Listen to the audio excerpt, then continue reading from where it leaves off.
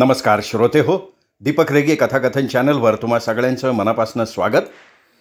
श्रोते हो, आज मी तुम्हाला ऐकवणार आहे निवडक प्रखर कथा या कथासंग्रहातली कथा.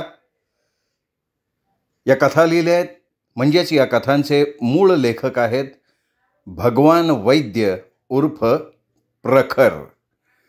आणि या कथासंग्रहातल्या त्यांच्या काही कथा उज्ज्वला केळकर यांनी अनुवादित केलेल्या आहेत, तर काही कथा मंजुषा मुळे यांनी अनुवाद केलेले आहेत.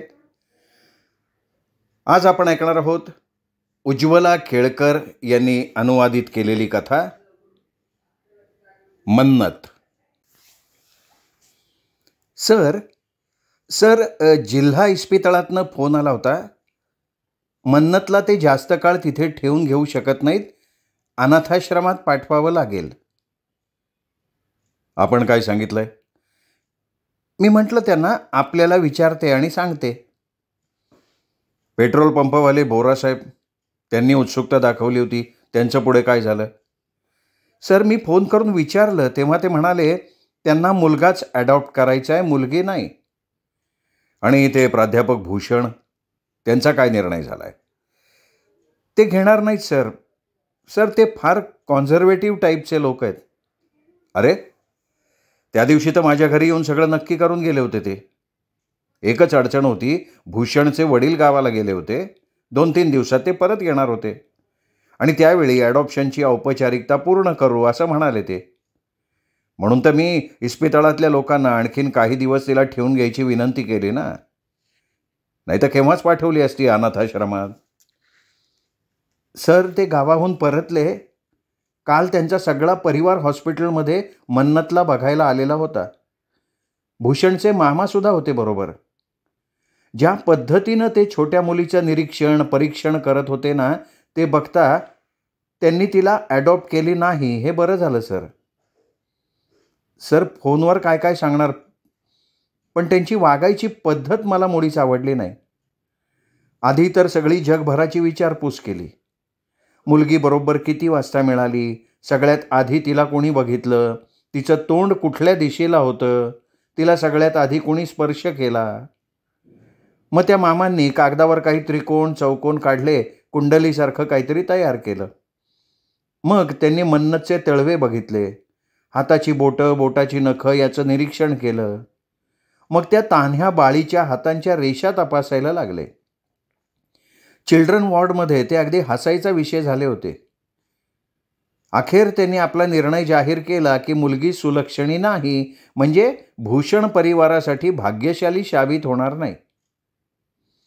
सर, आपण इथे याल ना तेव्हा मी सगळं सविस्तर सांगेन. आत्ता मी एवढ्यासाठी फोन केलाय की 1-2 दिवसात आपल्याला काही ना काही निर्णय घ्यावा लागेल. ठीक आहे, विचार करतो, असं म्हणत रुद्रननी फोन खाली ठेवला. फोनचा स्पीकर ऑन होता, त्यामुळे शेजारी बसलेल्या मिसेस रुद्रचं ब्लड प्रेशर वाढणं स्वाभाविक होतं. मी आपल्याला पहिल्या दिवशीच सांगितलं होतं, पोलिसांना फोन करा, मुलीला त्यांच्या हवाली करा. या व्यापात पडायची काही गरज नव्हती. मुख्याध्यापिकांना सांगायचं, सगळं परभारी निपटलं असतं. देणं नाही घेणं नाही, विनाकारण व्याप ओढवून घ्यायचे. संकट काही नाही बाईसाहेब, आपण जे म्हणता ना ते काय केव्हाही करता येईल. मुलगी सापडल्याचा रिपोर्ट तर आपण केलाच आहे. आपला प्रयत्न असा आहे की कोणी गरजवंतानं मुलीला ॲडॉप्ट केलं तर तिचं नशीब उजळेल, नाहीतर आहेच की अनाथाश्रम. एवढ्यात फिनेल घातलेलं पाणी आणि पुसाईचं फडकं घेऊन शांती दिवाणखान्यात दाखल झाली. रुद्र दाम्पत्याची सकाळची बैठक संपली. मन्नतला या दुनियेत येऊन मुश्किलीनं 10-12 दिवस झाले असतील. तिला हे नाव सुद्धा शाळेची शिपाई असलेल्या ज्योतीनं दिलंय. मागच्या सोमवारची गोष्ट.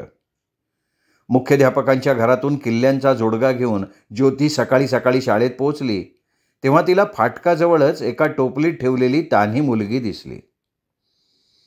मुलगी रडत किंचाळत नसती ना तर कदाचित ज्योतीचं तिच्याकडे लक्षही गेलं नसतं. फाटक उघडून ती धडाधडा आत निघून गेली असती. मुलीचा आवाज आणि त्या टोपलीला घेरून राहिलेली कुत्री यामुळे तिचं लक्ष तिकडे वेधलं गेलं होतं. मुलगी सापडल्याचं कळताच रुद्रसाहेबांनी लगेच शाळेकडे धाव घेतली. ते कधी रुद्रावतार धारण करतात हे मुख्याध्यापिकांना बरोबर माहिती आहे. त्यामुळे ते शाळेत पोहोचताच सगळे विद्यार्थी, विद्यार्थिनी आणि शिक्षिका आपापल्या वर्गात गेले. अर्थात त्यांचं सगळं लक्ष मन्नतकडेच लागलेलं होतं. रुद्रजींनी ताबडतोब संस्थेचे सचिव आणि अन्य काही सदस्यांना विचारविमर्शासाठी शाळेत बोलावून घेतलं. या दरम्यान ज्योती जवळजवळ पळतच 5 मिनिटांच्या अंतरावर असलेल्या शुभम मॅटर्निटीच्या इन्चार्ज डॉक्टर शीला मॅडम यांना बोलवून घेऊन आली. त्यांनी मुलीला तपासलं आणि त्या म्हणाल्या, ही थंडीनी कापतीये, तिच्यावर तात्काळ इलाज झाला नाही तर ती कदाचित हाताला लागणार नाही. कुणीतरी हॉस्पिटलमध्ये जा, एका नर्सला बोलवून आणा आणि येताना एक ब्लँकेट घेऊन या. मॅडम, आपण हिला हॉस्पिटलमध्ये ठेवणार का? हो, काही काळ ठेवून घेईन. आपण सगळे साक्षीदार आहातच. पण आपण आधी पोलिसात रिपोर्ट करा. मी कुठल्या कायद्याच्या झंझाटात पडू इच्छित नाही. ठीक आहे डॉक्टर. पोलीस आले, त्यांनी चौकशी केली. या दरम्यान ज्योतीनं मुलीचं नाव ठेवलं मन्नत. संध्याकाळपर्यंत सगळीकडे बातमी पसरली. मॅटर्निटी होमकडे गाव गोळा झालं. पण डॉक्टर शीलानं मिसेस रुद्र आणि त्यांची कामवाली शेवंता यांच्याशिवाय कोणालाही आत सोडलं नाही. त्याचं कारण होतं मन्नतची चिंताजनक परिस्थिती. हॉस्पिटलमध्ये पोचल्यावर दिवसभर तिच्या तोंडातनं आवाज आला नाही की तिने डोळे उघडले नाहीत. डॉक्टर शीला मिसेस रुद्र यांना मन्नतजवळ घेऊन गेली तेव्हा तिची परिस्थिती बघून मिसेस रुद्रांच्या डोळ्यात पाणीच आलं. त्या म्हणाल्या, लोक असं कसं करू धजावतात ना? अहो मॅडम, नशीब समजा की हिला मारून फेकून नाही दिलं. आजकाल तर. पण डॉक्टर, हे सगळं बघितलं ना की असं वाटतं की माणसाचा चांगला माणूस बनण्याचा प्रवास संपुष्टात आलाय आणि आता तो अधःपतनाच्या दिशेनं चाललाय. काही का असे ना मॅडम, माणसाच्याच काळजाचा तुकडा आहे ना, आणि फेकणाराही माणूसच आहे. हां, बघू काय आहे तिच्या नशिबात. आमचे एक परिचित आहेत, त्यांना फोन करून बोलवलंय. 15 वर्ष झाली आहेत त्यांच्या लग्नाला, मूलबाळ नाही. एखादं मूल ॲडॉप्ट करायचा विचार सुरू आहे त्यांचा. योग आला तर या मुलीचं नशीब उजळेल आणि त्यांच्याही घरची मरगळ दूर होईल. मिसेस रुद्र ज्यांच्याबद्दल बोलत होत्या ते मिस्टर खोसला. ते बँकेत अधिकारी आहेत. परवा येऊन गेले, मन्नतला बघितलं. मन्नत सध्या सरकारी हॉस्पिटलमध्ये आहे. डॉक्टर शीलानं कायद्याचा हवाला देऊन तिला ठेवून घ्यायला आपली असमर्थता दाखवली होती म्हणून तिला शासकीय इस्पितळात दाखल केलंय. इथे मात्र मन्नतची चांदी आहे. चिल्ड्रन वॉर्डमधल्याच काय, दुसऱ्या नर्सेस येऊन तिला जवळ घेतात, तिचं कौतुक करतात. मन्नतचे नाकडोळे अगदी कोरल्यासारखे आहेत, रेखीव. आणि पोट भरलेलं असेल तर ओठांवर सदैव हसू उमललेलं असतं. मिस्टर खोसलांनी मन्नतला बघता क्षणी उचलून घेतलं. थोड्या वेळाने त्याने मिसेस खोसलांकडे तिला सोपवलं. तेव्हा त्या अबोध शैशवाला वाटलं की आपली भाग्याची दारं उघडली. मन्नत झटकन त्यांच्याकडे गेली, त्यांच्याकडे बघत हसायला लागली. मिस्टर खोसलांची आई त्यांच्याबरोबर होती. मिसेस खोसलांनी मन्नतला आपल्या सासूकडे सोपवलं आणि त्या मन्नतला अशा तऱ्हेनं पारखायला लागल्या की जशी काही बाजारातनं मासळीच विकत घेत आहेत. मग त्यांनी मन्नतला आपल्या सुनेच्या हवाली केलं आणि मुलाला एका बाजूला बोलवून स्पष्टपणे आपलं मत मांडलं. चांगली शिकली, सवरलेली आणि गोरीपान मुलगी असली ना तरी आजच्या काळात 10-20 लाख द्यायला लागतात. 20 वर्षांनंतर या सावळ्या मुलीला किती हुंडा द्यावा लागेल विचार कर. मम्मी, काही दिवसांनी रंग खुलेल. हो बेटा, थोडीफार जरूर उजळेल, पण साबण लावल्यानं कावळा काही हंस होत नाही. मम्मी, मुलगी चांगली शिकली, सवरलेली असली तर आजकाल लोक हुंड्याच्या बाबतीत विशेष आग्रह नाही करत. मिस्टर खोसलांनी मुलीच्या बाबतीत आपले विचार स्पष्ट करायचा खूप प्रयत्न केला, पण त्यांच्या माताजी आपल्या मताबाबत अढळ राहिल्या. कितीही शिकवा, पण मुलगी काही मुलगा होत नाही ना. मी म्हणते ॲडॉप्टच करायचं आहे ना, तर मुलगा का नाही? मुलांचा काय दुष्काळ पडलाय? लंगडा काणा कसला का असेना, मुलगा तुझा कुलदीपक असेल. विवाह करून दुसऱ्याच्या घरी तर जाणार नाही. आपल्या आईचं हे स्पष्ट बोलणं ऐकून मिस्टर खोसलांनी आपल्या पत्नीला खुणेनं बाहेर बोलवलं आणि सगळा खोसला परिवार हॉस्पिटलमधनं बाहेर निघून गेला. संध्याकाळी रुद्रसाहेब जेव्हा हॉस्पिटलमधनं परत आले तेव्हा मिसेस रुद्रननी विचारलं, हॉस्पिटलचे संचालक काय म्हणाले? ते लोक जास्त दिवस मन्नतला हॉस्पिटलमध्ये ठेवू शकत नाहीत. इतके दिवस आपल्या विनंतीवरून त्यांनी ठेवून घेतलं होतं. म्हणत होते उद्या सकाळी अनाथाश्रमात शिफ्ट करावं लागेल. हां, आता अनाथाश्रमवाल्यांनी पुन्हा देखभालीसाठी या हॉस्पिटलमध्ये किंवा दुसऱ्या एखाद्या हॉस्पिटलमध्ये ठेवलं तर हरकत नाही. सावळी आहे पण रेखीव आहे हो पोरगी. कुणी ॲडॉप्ट केलं असतं ना तर मनाला शांतता लाभली असती. काय करणार ना, पण गेले आठवडाभर यासाठी तर प्रयत्न करत होतो. पण लोकांचे चोचले कसे आहेत पाहिलंस ना. मुलगीच आहे, काळीच आहे, सुलक्षणी नाही. बोलताना मोठमोठ्या बाता करतील, पण मानसिकता काही बदललेली नाही त्यांची. मी काय म्हणतो, घरात आपल्या दोघांव्यतिरिक्त आणखीन एखादा सदस्य असला तर काय, आपण ॲडॉप्ट करणार तिला या वयात? अहो, आपले गुडघे सांभाळणं मुश्किल होत आहे आपल्याला, आपण मुलगी काय सांभाळणार हो? रुद्र पती पत्नी चर्चेत मशगूल होती एवढ्यात शांता चहा घेऊन आली. तिने मधल्या टिपॉयवर चहा ठेवला आणि एका बाजूला उभं राहत म्हणाली, वहिनी वहिनी एक गोष्ट बोलायची. काय ग? पैसे पाहिजेत का? हातात चहाचा कप घेत रुद्र वहिनी म्हणाल्या, नाही पैसे नाही वहिनी. वहिनी, मी मन्नतला घेऊ इच्छिती. मी तिला वाढवील, मी तिला मोठी करील. तू? अगं वेळ लागलाय का काय तुला? तुला आधीच 3 मुली आहेत, त्या काय कमी आहेत का?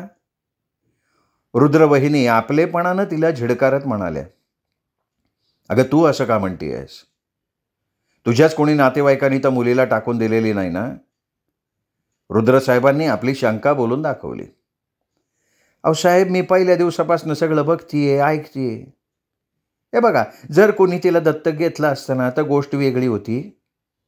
पण आता आपण तिला अनाथाश्रमात पाठवणार आहे ना, म्हणून म्हणते मी. अहो तिथं पाठवण्यापेक्षा तुम्ही तिला मला द्या, मी नीट वाढवीन की तिला.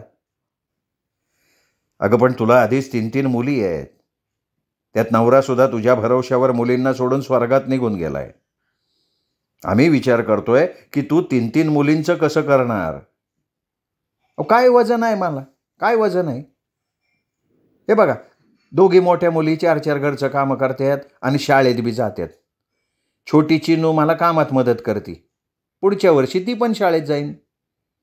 अहो शाळेत फी नाही द्यायला लागत, पुस्तकं विकत नाही घ्यायला लागत, ड्रेससाठी पैसे नाही द्यायला लागत.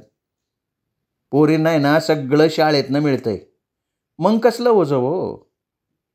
हे बघा, जिथं कुणी नसतं ना तिथं ओझं होतं. माझ्या 3 आहेत, त्यामुळं 4थी सहजपणे त्याच्यात सामावून जाईन. पण अनाथाश्रमात पाठवण्यात काय हरकत आहे? प्रश्न ऐकला शांतानं मान खाली केली. काही काळ तिथे मौन पसरलं. मग ती रुद्रवहिनींकडे तोंड करत म्हणाली, वहिनी वहिनी अहो, मी स्वतः अनाथाश्रमात वाढली. मी भोगलंय हो तिथलं सगळं. 5 वर्षाची होते ना तेव्हापासनं कोणा ना कोणा पुरुषासोबत झोपावं लागत होतं. शेवटी पळून गेले तेव्हा सुटले बघा त्या नरकातनं. काही काळ निशब्द शांतता पसरली. नंतर रुद्र म्हणाले, बरं तू एक काम कर, जरा आपल्या मुलींनाही विचार. हां, मुलींना विचार, मग आपण विचार करू. ओके? रुद्र जसा काही ठोकून ठोकून खेळा घट्ट करू इच्छित होते. साहेब, तिघी बिजणी रोज संध्याकाळी हॉस्पिटलमध्ये येऊन मन्नतला बघून जात्यात. त्या कधीपासून माझ्या मागं लागल्यात, मन्नतला आपल्या घरी घेऊन ये, आपल्या घरी घेऊन ये.